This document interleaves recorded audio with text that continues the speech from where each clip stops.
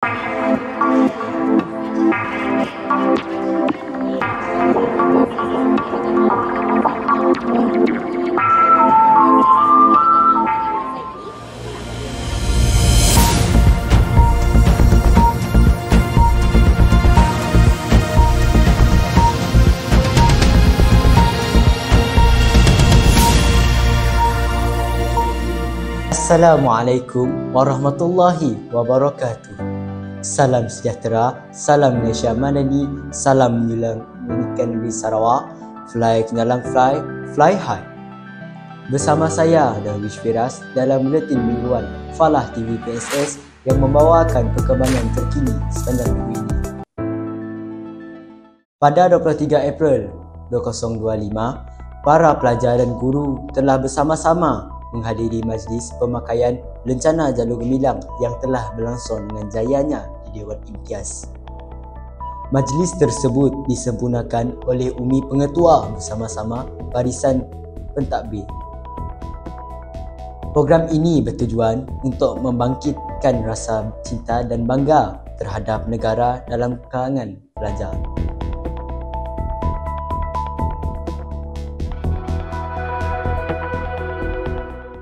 Pada 23 April 2025, diadakan program Jom Membaca 10 Minit di bawah anjuran Pusat Sumber Sekolah yang telah disempurnakan oleh Umi Pengetua pada jam 11 pagi. Terdapat juga pengisian program yang lain antaranya seperti jualan buku dan pameran buku.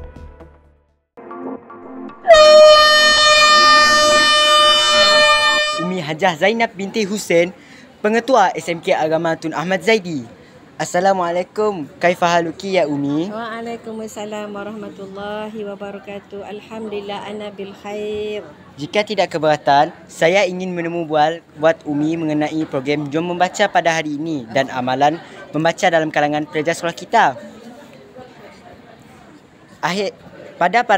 Pada pandangan Umi, apakah cabaran utama yang dihadapi oleh pihak sekolah dalam memupuk minat membaca dalam kalangan pelajar di dalam sekolah serta di luar sekolah?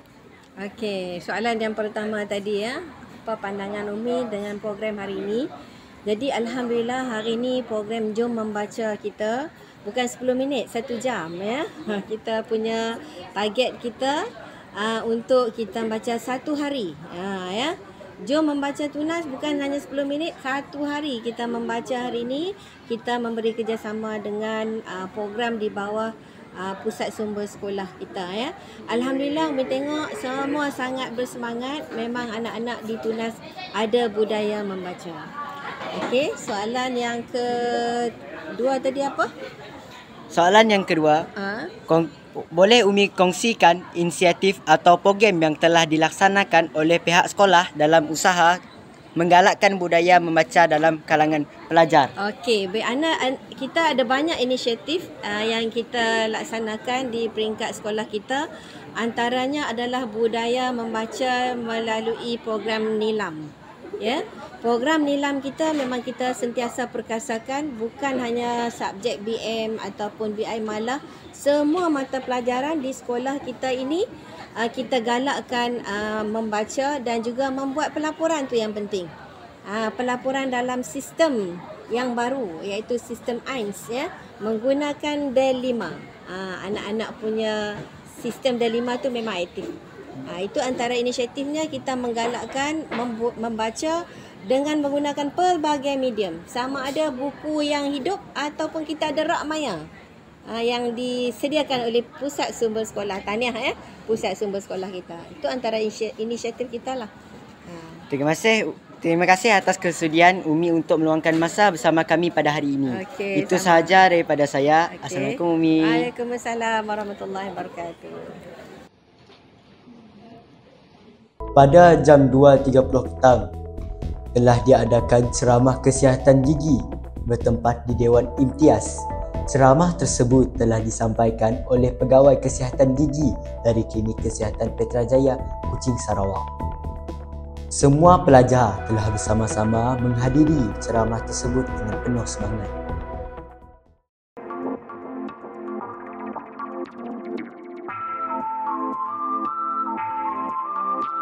Berikutnya, pada 24 April 2025, Majlis Penyerahan Sijil Peperiksaan Malaysia telah berlangsung dengan jayanya.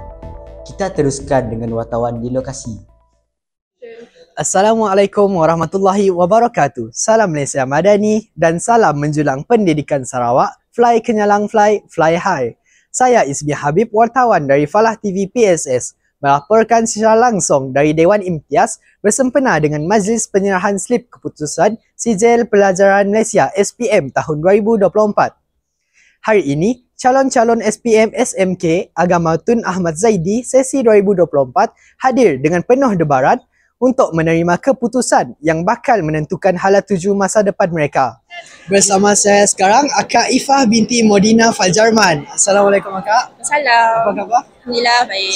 Okey, Alhamdulillah. Jadi soalan yang pertama saya, apakah subjek yang paling mencabar bagi Akak dan bagaimana Akak mengatasinya? Bagi kami, subjek paling mencabar, it would be Math and KBD. Tapi untuk Math, the only way kami atasi untuk Math, simply olah je latihan yang cikgu beri. KBD pun sama. Jangan tidur dalam kelas for sure. If you did tidur, please catch up balik dengan apa yang tuan belajar, yang kawan-kawan atau dengan cikgu belajar. Jangan malu, just tanya aja. Siapa malu sila jalan. Jadi soalan yang terakhir, apakah nasihat Akak kepada rakan-rakan yang masih dalam perjalanan untuk mencapai kejayaan seperti Akak? Untuk adik-adik lah. Untuk adik-adik, mu rasa susah, rasalah susah je kini. Tapi kelak, bila tu orang put your effort in, bila tu orang actually rasa susah pula benda ya, effortnya akan terbayar, sia-sia. Dan kami pun, to be honest, kami bukan academic achiever, kami bukan orang yang paling suka belajar. Tapi Alhamdulillah result kami sangat puas hati, dah fail apa semua.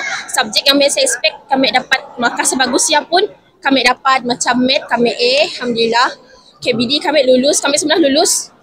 Suddenly, naik SPM tu lulusnya bukan lulus yang kami expect, lulus yang tinggi daripada yang kami expect. So, biarlah kita susah kini, tapi jangan risau.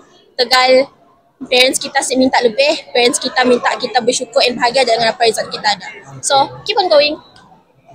Okey, terima kasih Kak atas kesudian. Saya Ismi Habib melaporkan untuk Falah TV PSS SMK Agama Tun Ahmad Zaidi. Kembali ke studio. Alhamdulillah, tahniah anak-anak SPM 2024 terbaik.